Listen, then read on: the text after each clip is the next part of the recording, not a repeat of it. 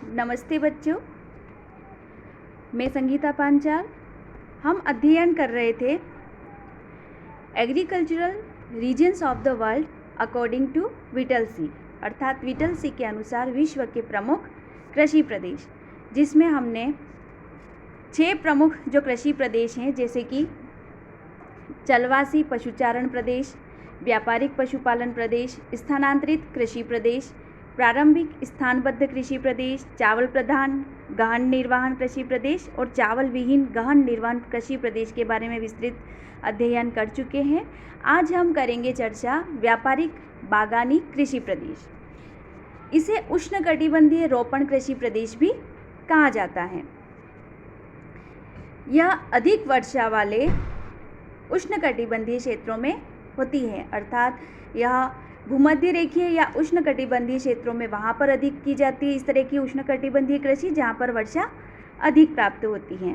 इस प्रकार की कृषि में कोई एक फसल केवल बिक्री द्वारा अर्थात नकदी प्राप्त करने के लिए उत्पन्न की जाती है, अर्थात इस कृषि का जो मुख्य उद्देश्य है वह है मुद्रा प्राप्त करना। और जो प्रमुख फसलें हैं जैसे कि रबड़, चाय, कहवा, गन्ना, केला आदि फसलों की कृषि अधिक की जाती है। बागानी कृषि के जो क्षेत्र हैं वह हैं पश्चिमी द्वीप समूह में क्यूबा, जमैका, पोर्टोरिको। यहाँ मानचित्र में हम देख सकते हैं पश्चिमी द्वीप समूह, यहाँ पर पश्चिमी द्वीप समूह है, यहीं पर क्यूबा, पोर्टोरिको, जमैका आदि में।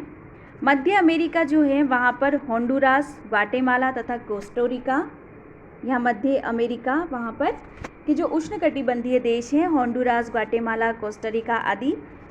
पश्चिमी अफ्रीका के गिनी तट पर, यहाँ पर पश्चिमी अफ्रीका जो है उसका गिनी का तट। दक्षिणी अफ्रीका में नेटाल, यहाँ दक्षिणी अफ्रीका है, यहाँ पर नेटाल। और दक्षिणी एशिया में भारत, श्रीलंका, मलेशिया और इंडोनेशिया। दक्षिणी एशिया का जो उष्णकटिबंधीय क्षेत्र हैं जैसे कि भारत है, श्रीलंका, मलेशिया, इंडोनेशिया, जितना भी एशियाई जो उष्णकटिबंधीय क्षेत्र हैं यहाँ पर, और ऑस्ट्रेलिया का है क्वींसलैंड।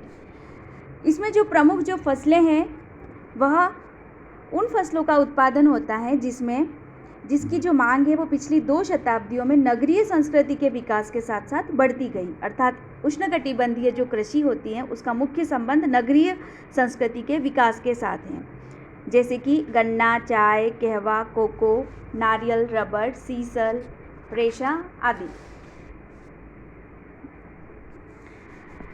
प्रमुख जो इसके अंतर्गत जो प्रमुख फसलें उत्पादित की जाती हैं उनके क्षेत्र उत्पादक देश इस तरह से हैं, जैसे रबड़ है तो रबड़ मानसूनी एशिया में Malaysia, Indonesia, Thailand, Sri Lanka, Bharat, Philippines, Singapore, Africa में घाना, नाइजीरिया तथा आइवरी कोस्ट तथा दक्षिणी अमेरिका में ब्राज़ील देश आदि में रबड़ का उत्पादन अधिक किया जाता है। दूसरी जो प्रमुख फसल है वह है नारियल, और नारियल जो है वह मानसूनी एशिया में भारत, वियतनाम, थाईलैंड, श्रीलंका तथा अफ्रीका एवं दक्षिणी अमेरिका में भूमध्य रेखा के जो समीपवर्ती तटीय क्षेत्र हैं, अर्थात समुद्रीवर्ती क्षेत्र, उष्णकटिबंधीय समुद्रीवर्ती क्षेत्र, तटीय क्षेत्र में नारियल की पैदावार होती है।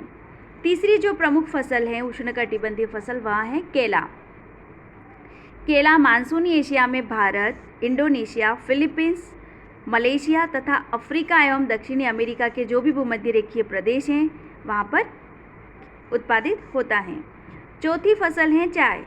चाय के जो प्रमुख उत्पादक देश हैं वह हैं चीन, Bharat, Sri Lanka, Japan, Bangladesh, Iran, Africa में कीनिया तथा तंजानिया। पांचवी फसल है कहवा, जिसका उत्पादन होता है Brazil, Colombia, Ecuador, Venezuela, Peru तथा अफ्रीका का जो गिनी तट है, अफ्रीका महाद्वीप के गिनी तट पर घाना तथा आइवरी कोस्ट तथा इथोपिया व युगांडा तथा एशिया में भारत, यमन और इंडोनेशिया में कहवा की खेती मुख्य रूप से की जाती है। अन्य जो फसल है वह कोको है और इसका उत्पादन Ivory Coast, Ghana, Nigeria, Cameroon, Brazil, Ecuador, Colombia, Peru, Mexico, Malaysia तथा पापुआ न्यू गिनी में कोको का उत्पादन होता है। उपरोक्त फसलों के अतिरिक्त इंडोनेशिया, ब्राज़ील आदि में गन्ने की फसल, बागायती फसल भी उत्पादित की जाती है, क्योंकि वहाँ पर गन्ने की फसल को एक बार बोने पर 10 से 15 वर्ष तक उससे गन्ने का उत्पादन लिया जा सकता है। अर्थात ब्राज़ील और इंडोनेशिया ऐसे देश हैं जहाँ पर गन्ना जो है वह एक बागायती फसल के रूप में उत्पादित किया जाता है, क्योंकि एक बार बोने के पश्चात गन्ने की फसल से 10 से 15 वर्ष तक गन्ने का उत्पादन लिया जा सकता है। अब जो बागानी कृषि है उसकी मुख्य विशेषताएं अगर अपन उस पर चर्चा करें तो पहली विशेषता है कि यहाँ जो कृषि है वह एक फसली कृषि है, जिसमें किसी एक फसल के उत्पादन पर ही संकेंद्रण किया जाता है। फिर इसमें जो दूसरी प्रमुख विशेषता है बागानी कृषि की, वह अधिक पूंजी, उच्च प्रबंधन और वैज्ञानिक विधियों का प्रयोग इसमें अधिक होता है। इस फसल का जो मुख्य उद्देश्य वह केवल मुद्रा प्राप्त करना है, और इसके अंतर्गत जो जोतें होती हैं, होल्डिंग्स होते हैं, अर्थात खेतों का जो आकार होता है वह बहुत बड़ा होता है, विस्तृत होता है, जिन पर बड़ी संख्या में श्रमिक कार्य करते हैं। इसकी जो बाज़ार की मांग है वह घटने बढ़ने और मूल्य में उतार चढ़ाव का जो प्रभाव है वह इसकी कृषि पर पड़ता है। रोपण कृषि के लिए पूंजी की आवश्यकता, इसके लिए जो प्रमुख प्रक्रम कारखाने हैं, प्रोसेसिंग के लिए कारखानों की ज़रूरत होती है, और छोटे छोटे रेल मार्गों के निर्माण के लिए एवं नौकायन सुविधाओं के लिए पूंजी की आवश्यकता होती है। इसकी एक मुख्य विशेषता यह है इस फसल की कि रोपण फसल में यदि एक बार बीमारी लग जाती है तो वह संपूर्ण फसल के असफल हो जाने पर बड़ी कठिनाई उत्पन्न हो जाती है, अर्थात बीमारी लगने का भय बना रहता है। और इसके फसलों का जो बाज़ार है वो प्रायः संपूर्ण विश्व के जितने भी नगर हैं वहाँ पर होता है। आठवीं जो प्रमुख कृषि प्रदेश है वह है भूमध्य सागरीय कृषि प्रदेश। आठवां प्रमुख कृषि प्रदेश जिसका अब हम अध्ययन करेंगे वह है भूमध्य सागरीय कृषि प्रदेश। भूमध्य सागरीय जो कृषि प्रदेश हैं वह उत्तरी गोलार्ध में जो भूमध्य सागरीय क्षेत्र का जहाँ भूमध्य सागरीय जलवायु पाई जाती है, जैसे कि उत्तरी गोलार्ध में 30 डिग्री से 45 डिग्री के अक्षांशों के बीच तथा दक्षिणी गोलार्ध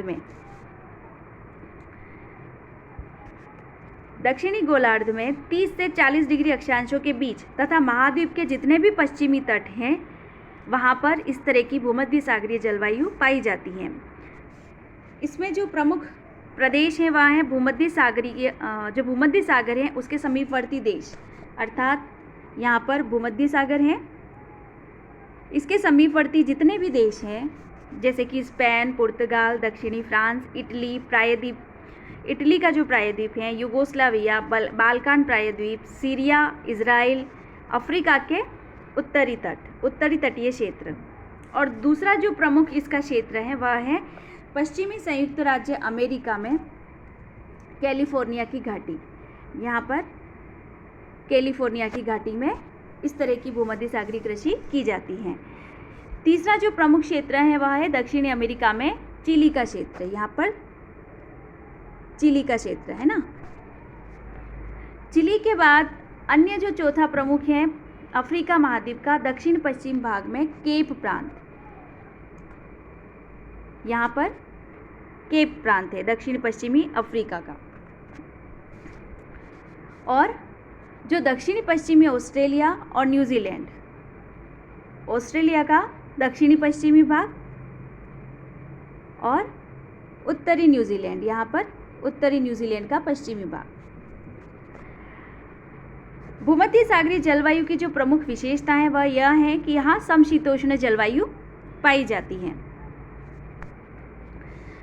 जो वर्षा होती है वह शीतकाल में पछुआ पवनों से होती है, जिसकी मात्रा 50 सेंटीमीटर से 80 सेंटीमीटर तक होती है। ग्रीष्म ऋतु शुष्क एवं धूपदार होती है तथा सिंचाई आवश्यक होती है। इस अर्थात भूमध्य सागरीय जलवायु की जो प्रमुख विशेषता है, जो कि बहुत ही इम्पोर्टेंट इस पर क्वेश्चन बनता है कि भूमध्य सागरीय जलवायु की प्रमुख विशेषता, यहाँ शीत ऋतु में वर्षा होती है और ग्रीष्म ऋतु शुष्क होती है और वर्षा की मात्रा 50 से 75 या 80 सेंटीमीटर तक होती हैं। इस प्रकार की जलवायु आर्थिक विकास के अनुकूल होती है, इसलिए भूमध्य सागरीय प्रदेशों को विकास के प्रदेश कहते हैं, रीजन्स ऑफ इंक्रीमेंट, अर्थात विकास के प्रदेश भूमध्य सागरीय प्रदेशों को कहते हैं।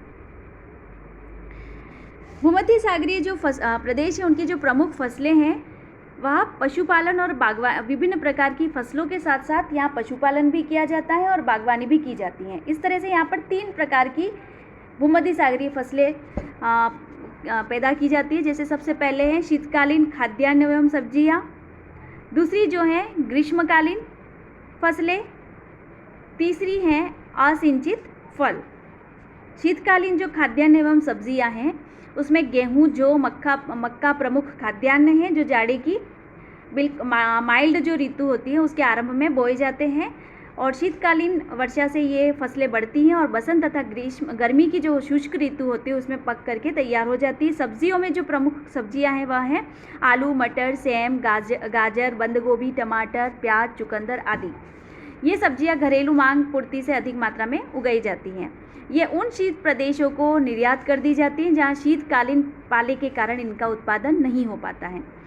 जो ग्रीष्मकालीन फसलें हैं, दूसरी जो प्रमुख फसलें हैं वह ग्रीष्म ऋतु जब शुष्क होती हैं तो सिंचाई के द्वारा यहाँ फसलों का पैदावार होती है। इस ऋतु में पशुओं के चारे की फसलें, ग्रीष्म ऋतु में जो प्रमुख जो फसलें हैं वह चारे की फसलें जैसे कि क्लोवर घास, अल्फा घास, तुपाइन, बरसीम आदि प्रमुख चारा फसलें। इसके अलावा सब्जियाँ तथा सिंचित फल उत्पन्न किए जाते हैं। सिंचित फसलों में जो प्रमुख जो खेती की जाती है वह है अंगूर, जिसमें ग्रीष्मकालीन धूपदार मौसम से गूदा, रस और मिठास बढ़ जाता है। इसके अलावा सेब, नाशपाती, आलूचा आदि फल भी प्रमुख रूप से उत्पादित किए जाते हैं। चुकंदर की जो फसल है वह सिंचाई के द्वारा उत्पन्न की जाती है। तीसरी जो प्रमुख फसल है वह है असिंचित फल, अर्थात बिना सिंचाई के उत्पन्न होने वाले फल जैसे कि जैतून, खुबानी, अंजीर, कुछ अंगूर तथा सूखे मेवों का उत्पादन बिना किसी सिंचाई के हो जाता है। जहाँ भी जो वर्षा है वह 35 सेंटीमीटर से अधिक होती है उन क्षेत्रों में अंगूर का उत्पादन भी बिना सिंचाई के हो जाता है।